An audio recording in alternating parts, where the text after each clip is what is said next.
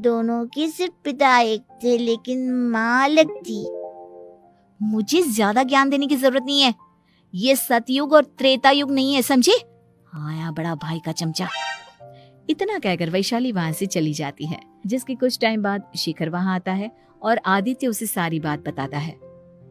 मुझे माफ कर दो शौर्य, तुम्हारी माँ के जाने के बाद मुझे दूसरी शादी का फैसला करना ही नहीं चाहिए था। अगर मैं दूसरी शादी नहीं करता तो शायद आज तुम्हारी ये हालत ना होती। नहीं पापा, अगर आप शादी नहीं करते तो मुझे आदित्य जैसा छोटा भाई कभी नहीं मिलता। थैंक यू मुझे इतना अच्छा भाई देने के लिए। तुम दोनों हमेशा ऐसे ही साथ रहना, फिर कोई भी तुम दोनों का कुछ नहीं बिगाड़ पाएगा। चलो मैं तुम दोनों को आइसक्रीम खिला कर लाता हूँ, बहुत भूख लग रही है ना।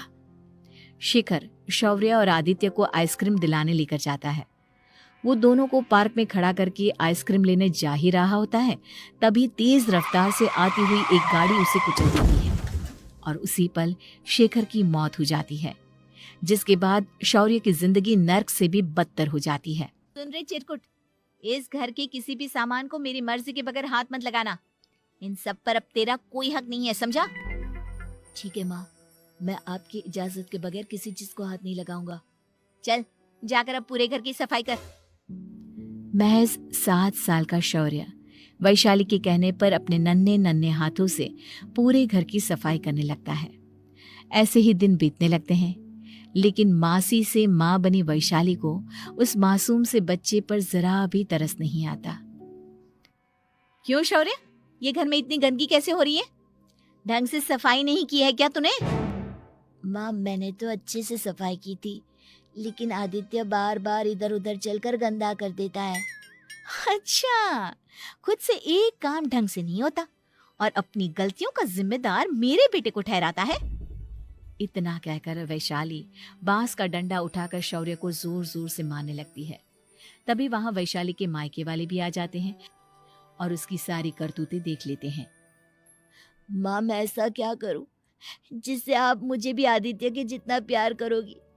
बोलिए ना माँ, मेरे क्या करने से आपके अंदर मेरे लिए ममता जागेगी? वैशाली शौर्य की एक नहीं सुनती, उसके ऊपर डंडे बरसाती जाती है। हद पार होते देख वैशाली की माँ उसका हाथ पकड़ती है और जोर से उसे थप्पड़ मारती है। यही सब करने के लिए तूने दामाद जी से शादी की थी? हमने सपने में भी तुझसे ऐसी हरकत की उम्मीद नहीं की थी। तू माँ नहीं, माँ के नाम पर एक धब्बा है। बस कीजिए माँ, आदित्य की इस दुनिया में आने से पहले मैंने इसे बहुत प्यार किया था, लेकिन अब जब मेरी खुद की औलाद है तो मैं किसी और के बच्चे से प्यार क्यों करूं? अरे नालायक औरत, जिसे तू किसी और का बच्चा कह रही है वो तेरी खुद की सगी बहन का बच्चा है। बहन है तो क्या हुआ, मेरे अपने बच्चे से बढ़कर तो नहीं हो सकता ना ये कभी। अगर यही बात थी तो तू हमें पहले बता देती, हम शौर्य को अपने साथ ले जाते।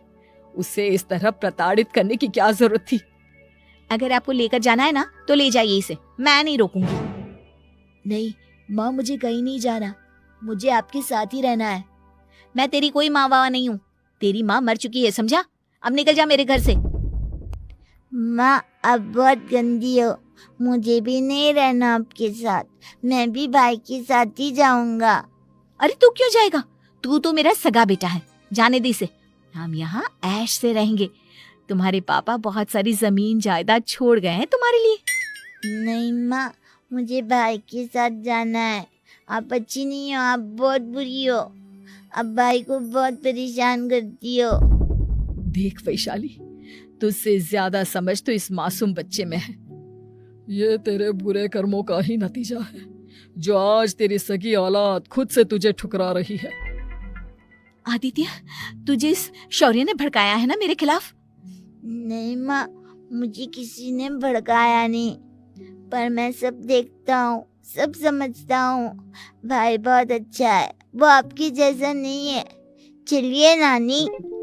इतना कहकर वैशाली के मायके वाले आदित्य और शौर्य को अपने साथ ले जाते हैं और इस तरह वैशाली बड़े से घर में अकेली पड़ जाती है।